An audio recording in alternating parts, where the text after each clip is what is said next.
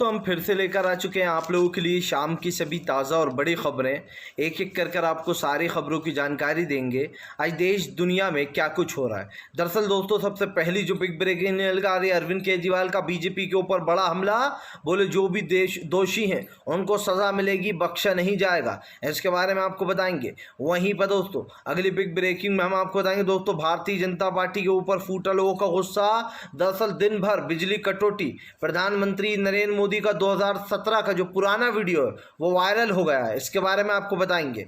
वहीं पर अगली बिग ब्रेकिंग में हम आपको बताएंगे दोस्तों, राहुल गांधी का केंद्र सरकार पर बड़ा हमला। बोले मोदी सरकार छुपाने में लगी है, इस देश में गहरा संकट आ गया। जी हाँ, ट्रेनें रद्द की जा रही हैं दोस्तों, दिन भर ट्रेनों को रद्द किया जा रहा है। इसके बारे में भी आपको बताएंगे। वहीं पर तेजस्वी यादव का बीजेपी के ऊपर बड़ा हमला।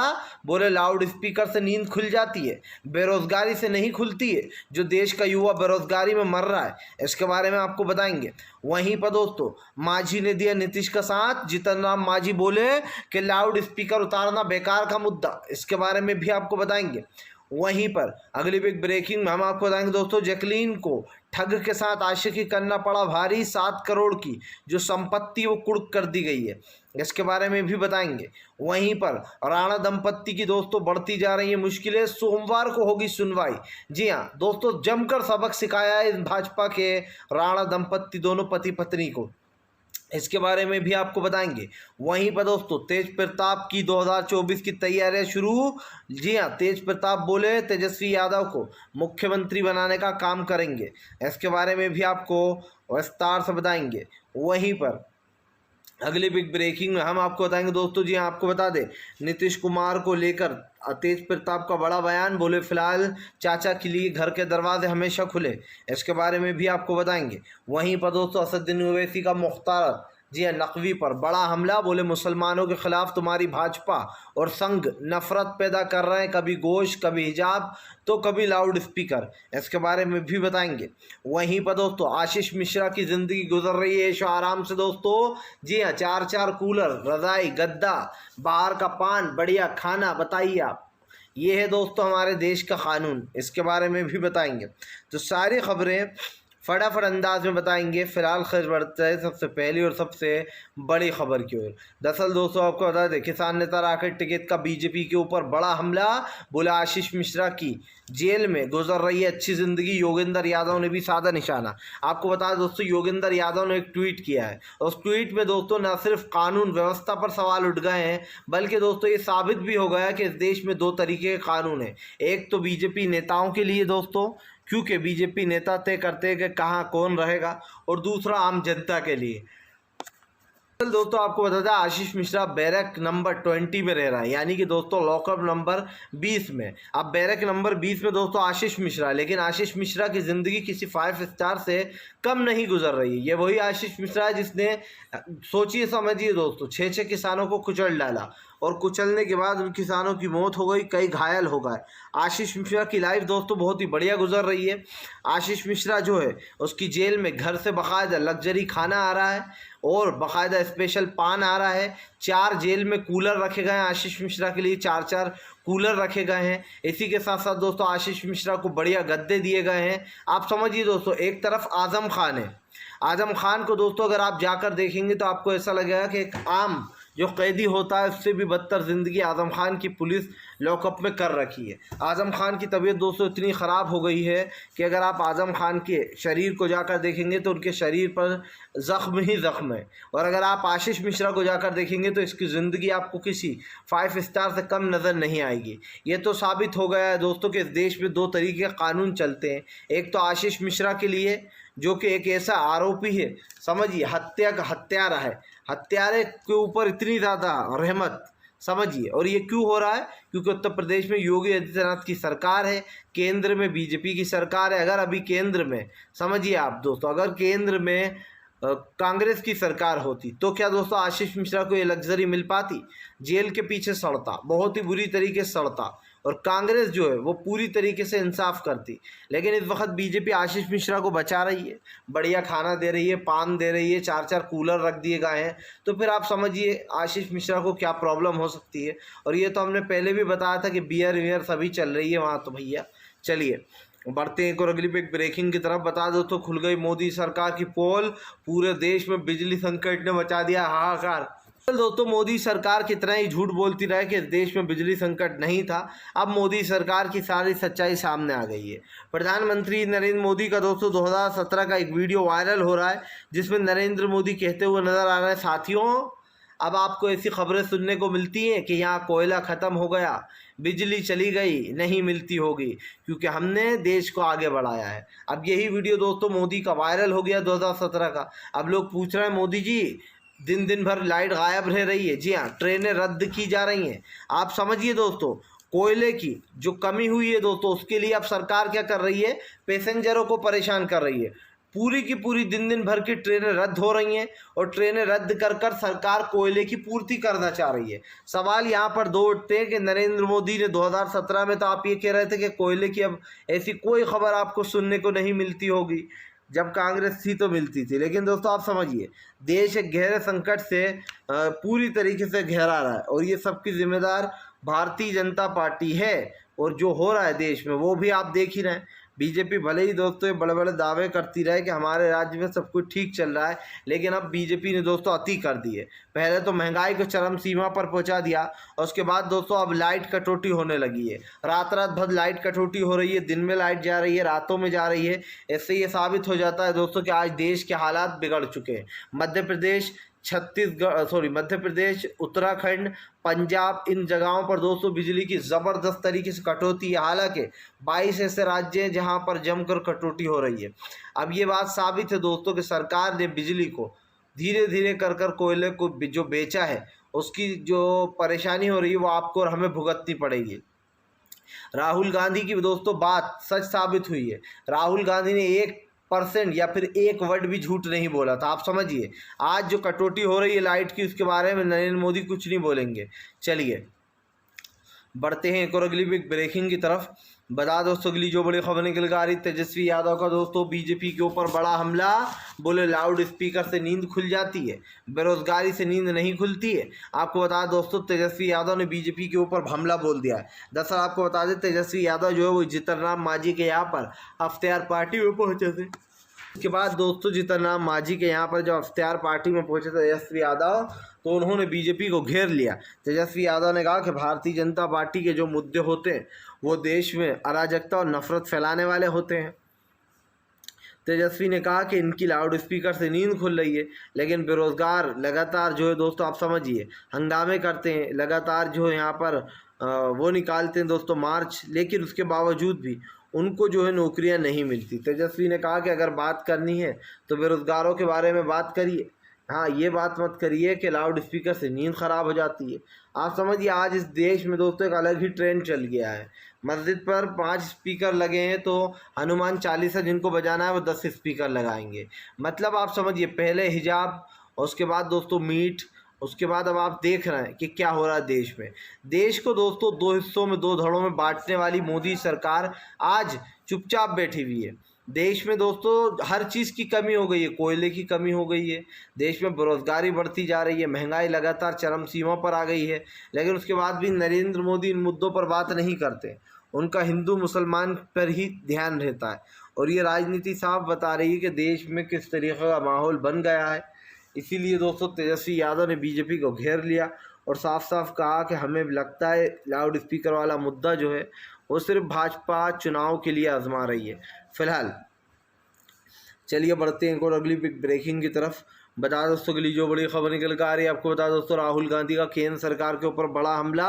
बोले प्रधानमंत्री बोलते रहे, दुनिया देश से झूठ देख रहा है देश की क्या हो रहा है, दिन दिन भर लाइट गायब रह रही है। राहुल गांधी ने फिर से एक बार दोस्तों बिजली वाले मुद्दे पर सरकार को घेर लिया।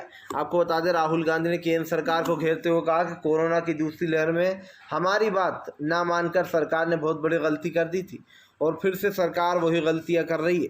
आपको बता दें राहुल गांधी ने कहा कि अगर बिजली की कमी नहीं है तो फिर ट्रेनों को क्यों रद्द किया जा रहा है। अगर बिजली, समझिए, इस देश में कोयले की खपत कम हो गई है तो अब ऐसे जनता को परेशान किया जाएगा, ट्रेनें रद्द कर दी जाएंगी।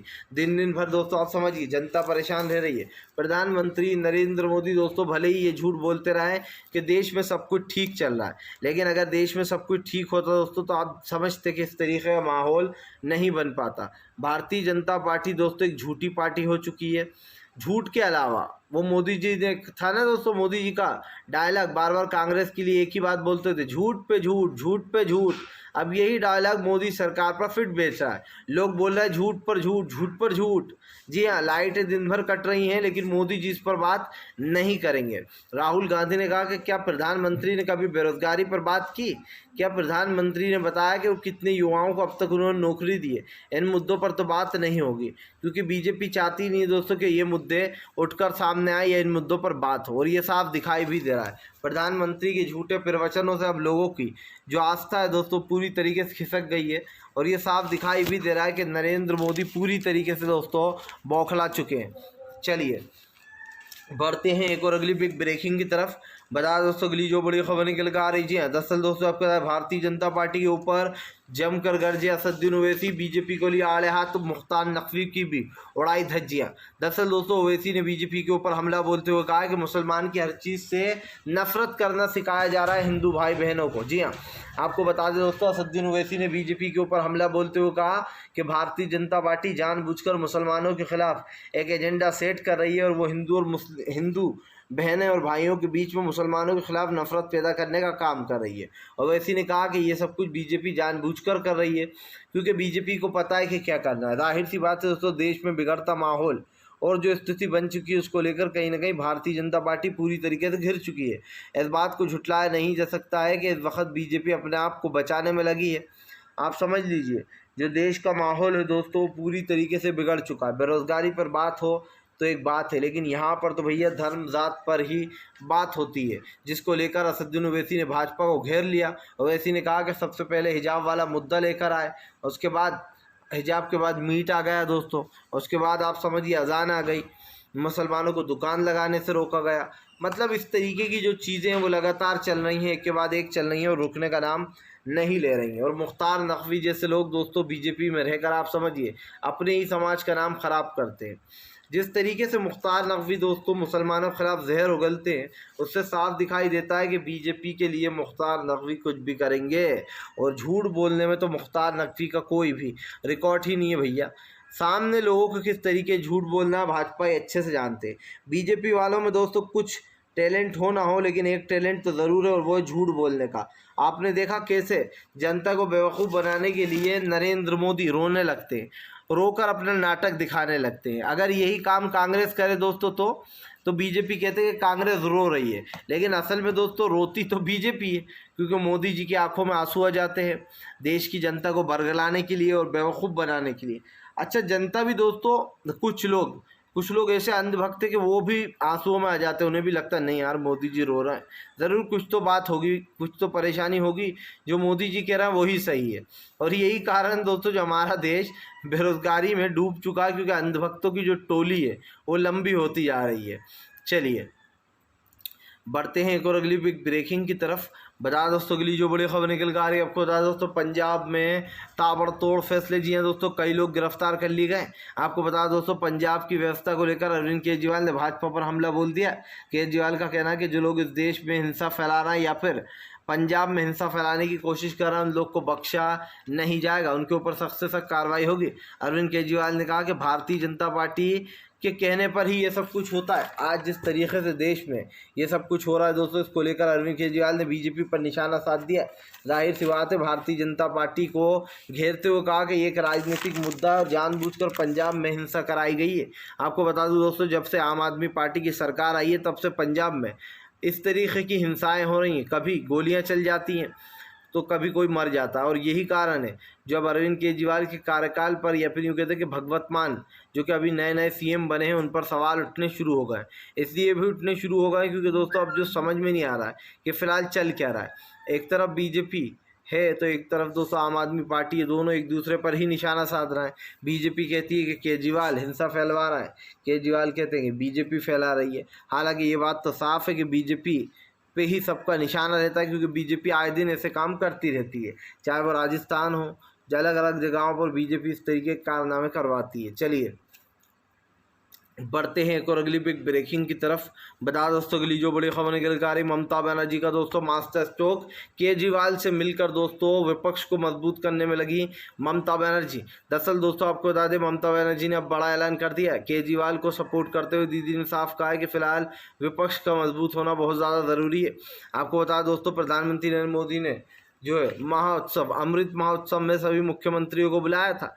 ऐसे में दोस्तों आप समझिए चीफ जस्टिस भी आए थे, लेकिन बातों ही बातों में चीफ जस्टिस ने मोदी सरकार की धज्जियां उड़ा दी, योगी को भी आड़े हाथ ले लिया, जिस तरीके से आप बुलडोजर चलाया जा रहा है। आपको बता दें एन वी रमन साहब ने इस स्पीच में कहा कि अगर कानून के दायरे में रहकर ही सब काम हो तो ठीक है, कानून के दायरे से बाहर जाकर अगर कोई काम होता है तो उसको ठीक नहीं बोला जा सकता। अब आप समझ सकते हैं दोस्तों, सीधा सीधा एन वी रमन साहब का जो निशाना था वो बुलडोज़र पर ही था। किस तरीके से जहांगीरपुरी में मुसलमानों के घरों पर बुलडोज़र चलाए गए ये आपके सामने, और इसलिए सरकार अब पूरी तरीके से घिर भी चुकी है। घिरना भी चाहिए, सरकार जो काम कर रही है वो ना आपको पसंद आ रहा है ना मुझे पसंद आ रहा है। आम जनता पहले से इस सरकार को कोस रही है।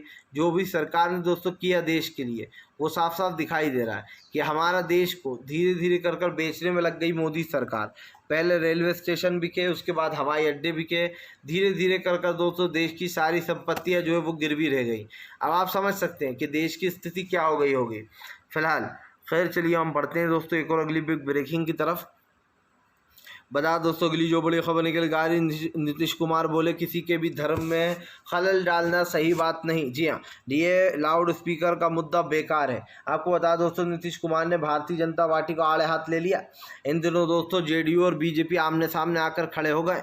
ऐसे में नीतीश ने बीजेपी के ऊपर हमला बोलते हुए कहा कि फिलहाल ये लाउड स्पीकर वाला मुद्दा बेकार है, नहीं उतारेंगे लाउड स्पीकर, यहाँ पर कोई ऐसी चीज़ नहीं है। आपको बता दोस्तों जहाँ एक तरफ बीजेपी नीतीश को ये आदेश दे रही है कि वो लाउड स्पीकर को उतरवाएं, वहीं दूसरी तरफ दोस्तों नीतीश जो है वो लाउड स्पीकर को उतारने के पक्ष में नहीं है। उनका साफ कहना है किसी भी धर्म स्थल से लाउड स्पीकर नहीं उतारा जाएगा। आपको बता दें नीतीश कुमार दोस्तों कहीं ना कहीं बीजेपी के गले की फांस बन चुके हैं। भले ही बीजेपी दोस्तों ज़्यादा सीटें लेकर वहाँ की पार्टी नंबर 1 पार्टी बन चुकी हो, लेकिन दोस्तों बीजेपी अच्छे से जानती है कि तेजस्वी यादव की जो सीटें हैं वो सिर्फ एक सीट बीजेपी से कम है। वो भी दोस्तों तेजस्वी यादव नंबर 2 की पार्टी थे, इसलिए थे क्योंकि तेजस्वी यादव को सबसे ज़्यादा सीट मिली थी। और अब जितना नाम मुकेश सहनी के 3 विधायक उड़ाने के बाद बीजेपी बन गई है सबसे बड़ी पार्टी। एक सीट ज़्यादा है, हालांकि खाली एक ही सीट ज़्यादा है और एक सीट तेजस्वी के पास कम है। इनके पास 76 है, तेजस्वी के पास 75 सीट है। अब दोस्तों सवाल ये उठता है कि बीजेपी अच्छे से जानती है कि नीतीश की अगर जो 40 सीटें हैं वो तेजस्वी के पास चली गई तो मुख्यमंत्री कौन बन जाएगा दोस्तों? भले ही नीतीश बन जाए लेकिन सरकार तेजस्वी यादव की बन जाएगी। और यही कारण है दोस्तों, यही कारण है जो नीतीश से पंगा नहीं ले रही है बीजेपी, लेकिन इन दोनों में ठनी हुई है। नीतीश चाह रहा है कि वो उनका मॉडल दोहराए, बीजेपी चाह रही है कि वो उनका नाम करे। और क्या हुआ था शिवसेना के साथ ये आप भी जानते हैं। बीजेपी ने बड़ी चालाकी से शिवसेना को साइडलाइन कर दिया था चुनाव जीतने के बाद, और वो खुद अपना मन पसंदीदा देवेंद्र फडणवीस को मुख्यमंत्री बनाना चाहती थी महाराष्ट्र का, लेकिन उद्धव ठाकरे को ये मंजूर नहीं था क्योंकि वो खुद जो है यहाँ पर बनना चाहते थे मुख्यमंत्री। फिलहाल दोस्तों आप इस सब के बारे में क्या सोचते हैं, आपकी क्या राय है, नीचे कमेंट बॉक्स में ज़रूर बताएं। वीडियो अच्छा लगे तो लाइक करें, चैनल पर पहली बार आएँ सब्सक्राइब ज़रूर कर लें ताकि इस तरीके की वीडियोज़ आपको मिलती